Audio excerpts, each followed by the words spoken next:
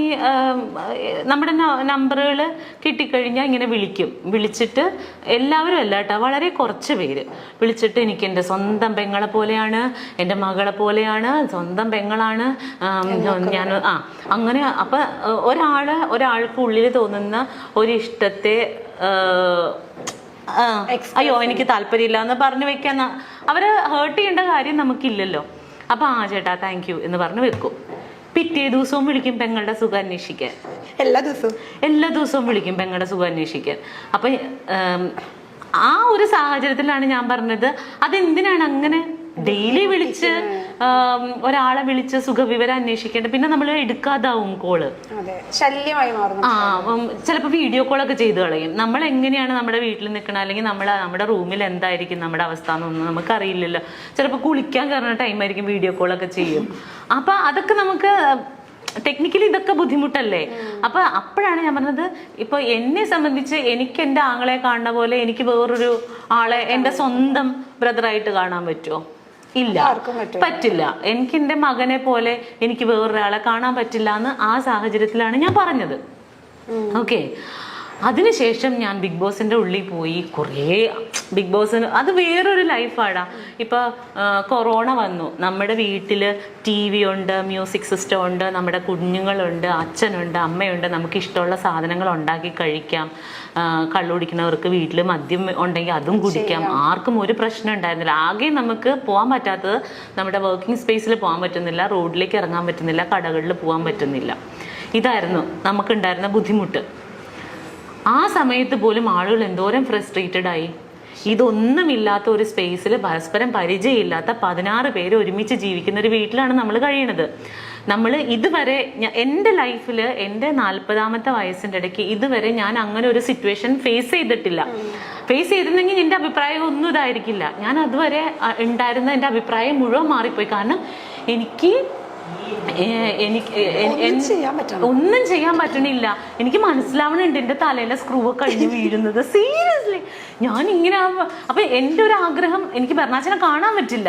ദൈവമേ, എനിക്ക് അവന്റെ കൈയൊന്ന് അതിന്റെ ഇടയിൽ കൂടി ഒന്ന് കാണാൻ പറ്റുമായിരുന്നെങ്കിൽ ഞാനവിടെ നിന്ന് പൊട്ടിക്കരഞ്ഞിട്ടുണ്ട് കുഞ്ഞിനെ കാണാൻ പറ്റാതെ. കാരണം അപ്പൊ ചോദിക്കും, നീ എന്തിനാ പോയെന്ന് ചോദിക്കും. ഞാൻ ഓർത്ത് എനിക്ക് ഈസി ആയിട്ട് അത് സർവൈവ് ചെയ്യാൻ പറ്റും എന്നാണ്. ഇന്നും ബെർണാച്ചന് സ്കൂളിൽ പോയപ്പോൾ ഞാൻ ടോയ്ലറ്റിലിരുന്ന് കുറേ കരഞ്ഞു. വേറെ ഒന്നുമല്ല, ഞാൻ ഇന്ന് അവിടെ നിന്ന് പോരും, എനിക്കിന്ന് അവനെ കാണാൻ പറ്റില്ല. സ്കൂൾ വിട്ട് വന്ന് കഴിയുമ്പോൾ ഇനി ഞാൻ 10-15 ദിവസം കഴിയുമ്പോഴേ ഒരു ടിഷ്യൂ തരും. സീരിയസ്ലി അല്ല, ഇത് കണക്കിലാക്കണ്ട. അപ്പൊ ഇനിയിപ്പോ ആൾക്കാർ സ്കൂളിൽ പോകുമ്പോഴും അമ്മ കരയുന്നു. അതല്ല അതിന്റെ ഫീല്. അവന് സ്കൂളിൽ പോയി, എനിക്ക് അവനെ ഡെയിലി കാണാൻ പറ്റില്ല. അപ്പോൾ ഇനിയിപ്പോൾ വൈകുന്നേരം സാധാരണ ഞാൻ ഇവിടെ ആണെങ്കിലും വീട്ടിലുണ്ടാവും ഞാൻ അവൻ വരുമ്പോൾ, അല്ലെങ്കിൽ രാത്രി ഞങ്ങൾ ഒരുമിച്ചാണ് ഇറങ്ങണത്. ഇന്ന് മുതൽ ഇനി അത് പറ്റില്ല. ഇന്നിപ്പോൾ ഞാൻ പോകുമല്ലോ. അപ്പം എനിക്ക് അവൻ പോകുമ്പോൾ ഒരു തിങ്ങലാണ്. ഇതിൻ്റെ 100 ഇരട്ടിയാണ് ഞാൻ ബിഗ് ബോസ് വീട്ടിൽ വെച്ച് അനുഭവിച്ചത്. അവിടെ വെച്ചിട്ടാണ് ഈവൻ ഫുക്രു, ഞാൻ പറഞ്ഞത് സത്യമാണ്, അവിടെ വെച്ചിട്ട് എനിക്ക് ബെർണാച്ചനായോ എന്നുള്ളതല്ല, ആ ഒരു സ്ഥലം ഫില്ല് ചെയ്യാൻ വേണ്ടിയിട്ട് ഈ കുട്ടി എന്നെ ഒരുപാട് ഹെൽപ്പ് ചെയ്തിട്ടുണ്ട്. ബെർണാച്ചൻ എന്നെ ഡി മഞ്ജുപത്രോസ എന്നൊക്കെ പറഞ്ഞ് എന്റെ മോൻ വന്ന് വിളിക്കും. അതുപോലെയൊക്കെ ബെർണാച്ചൻ ഹലോ, അതുപോലെ ഇവൻ ഫുക്രപ്പം വന്നിട്ട് ഡി മഞ്ജുപത്രോസ എന്ന് വിളിക്കുമ്പോൾ ഞാൻ പെട്ടെന്ന് അയ്യോ എനിക്ക് കൊച്ചു വിളിക്കുന്ന പോലെ തോന്നും. അതുപോലെ ഇപ്പൊ എനിക്ക് ഫുഡൊക്കെ ഭയങ്കര ഇഷ്ടമാണ്. അപ്പോൾ ഇന്നലെ ബെർണാച്ചൻ ചോറുണ്ട് കഴിഞ്ഞപ്പോഴത്തേനും ഞണ്ടൊക്കെ എനിക്ക് ഭയങ്കര ഇഷ്ടമാണ്. അപ്പൊ അവൻ ചോറുണ്ട് കഴിഞ്ഞപ്പോൾ അതിൽ നിന്ന് ഒരു കഷ്ണം ഞണ്ടെടുത്ത് എനിക്ക് തന്നു. എനിക്കിഷ്ടമാണെന്ന് അറിഞ്ഞോണ്ടാ. അതുപോലെ തന്നെ ഇവൻ കറിയൊക്കെ വെച്ചിട്ടുണ്ടെങ്കിൽ എനിക്ക് ചിക്കനൊക്കെ ഇഷ്ടമായതുകൊണ്ട് ഇവൻ അവന്റെ ചിക്കൻ പീസ് എനിക്ക് എന്റെ പപ്പടം എടുത്തോണ്ട് പോവുക. അവൻ അതാ ഇഷ്ടം. അപ്പോൾ അങ്ങനെയൊക്കെ അങ്ങനെ ഒരു റിലേഷൻഷിപ്പ് അവിടെ കിട്ടിയത് കാരണം എനിക്ക് പെട്ടെന്ന് ബെർണാച്ചനായിട്ടാണ് റിലേറ്റ് ചെയ്യാൻ പറ്റുന്നത് അവനെ എന്ന് വിചാരിച്ചിട്ട്. അവൻ എൻ്റെ മകനായിട്ട് ഞാൻ ദത്തെടുത്തു എന്നല്ല അതിൻ്റെ അർത്ഥം. ഇതൊക്കെ സാമാന്യ ബോധമുള്ളവർക്ക് മനസ്സിലാകും, ഇല്ലാത്തവരോട് പറഞ്ഞിട്ട് കാര്യമില്ല. അപ്പോൾ ഇതിപ്പോ ദയക്കും കേൾക്കുകയാണെങ്കിൽ ദയക്കും കൂടി മനസ്സിലാവട്ടെ എന്ന് വിചാരിച്ചിട്ടാണല്ലോ.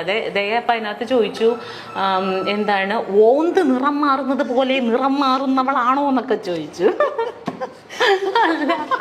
ദയനോട് പറയാണ് ഓന്ത് നിറം മാറുന്ന പോലെ നിറം മാറിയതൊന്നുമല്ല, ഇതാണ് ഇതിന്റെ വാസ്തവം.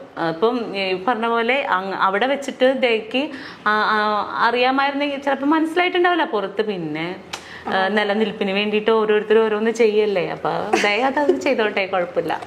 എനിക്ക് പ്രശ്നമില്ല. Seriously no issues. Okay, next വെറുതെ പത്രാസ് അടിക്കല്ലേ എന്റെ മഞ്ജു.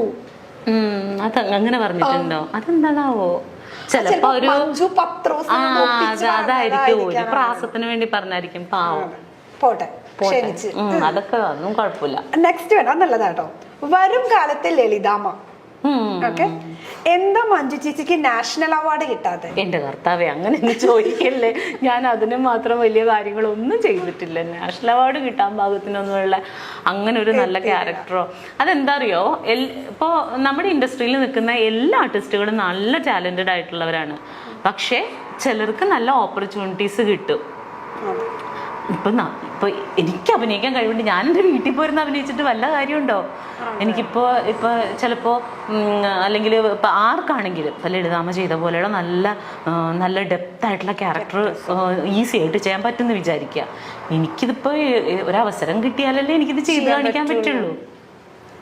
അപ്പൊ ചിലപ്പോ ഇത് എഴുതുന്ന ആളുകൾക്ക് നമ്മളിൽ അത്ര വിശ്വാസം ഉണ്ടാവില്ലായിരിക്കും, അതുകൊണ്ട് തരില്ല. അല്ലെങ്കിൽ അത്തരത്തിൽ കഥാപാത്രങ്ങൾ ജനിക്കുന്നുണ്ടാവില്ല. പിന്നെ ഒരെണ്ണം ജനിക്കുമ്പോൾ കുറച്ചും കൂടി ബെറ്റർ ആയിട്ടുള്ള ഒരാളിലേക്ക് പോവായിരിക്കും. അപ്പോൾ എപ്പോൾ ചെയ്യുന്നോ വിധി ഉണ്ടെങ്കിൽ കിട്ടും. അങ്ങനെ എന്നെ സംബന്ധിച്ച് എനിക്കെല്ലാം ബോണസാണ് കേട്ടോ. ഞാൻ പറഞ്ഞില്ലേ, ഇപ്പോൾ ചിലർ പറയും അവള് പഴയ കാലം മറന്നുപോയെന്ന്. ഞാൻ ഒരിക്കലും മറന്നിട്ടില്ല. അത് പറയാൻ പറ്റില്ല. അപ്പോൾ ഞാൻ എങ്ങനെയാണ് എന്തായിരുന്നു എന്നുള്ളത് മറ്റാരേക്കാളും വ്യക്തമായിട്ട് അറിയാവുന്ന ഒരാളാണ് ഞാൻ. ഒരിക്കലും ഞാനത് മറക്കില്ല. അപ്പോൾ ഇല്ലില്ല, എനിക്ക് കരച്ചിൽ വരാറില്ല. ഞാൻ അങ്ങനെ ഇപ്പോൾ കരയാറില്ല. അപ്പോൾ ആ ഒരു സാഹചര്യത്തിൽ നിന്ന മഞ്ജു ഇന്ന് നല്ല ഭക്ഷണം കഴിക്കുന്നുണ്ട്, നല്ല വസ്ത്രം ധരിക്കുന്നുണ്ട്, വീട് വെക്കുന്നുണ്ട്, എൻ്റെ മകനെ പഠിപ്പിക്കുന്നുണ്ട്. ഇതൊന്നും ഭയങ്കര സംഭവമൊന്നുമല്ല. എനിക്ക് കിട്ടുന്ന ഗിഫ്റ്റാണ് ഇതൊക്കെ.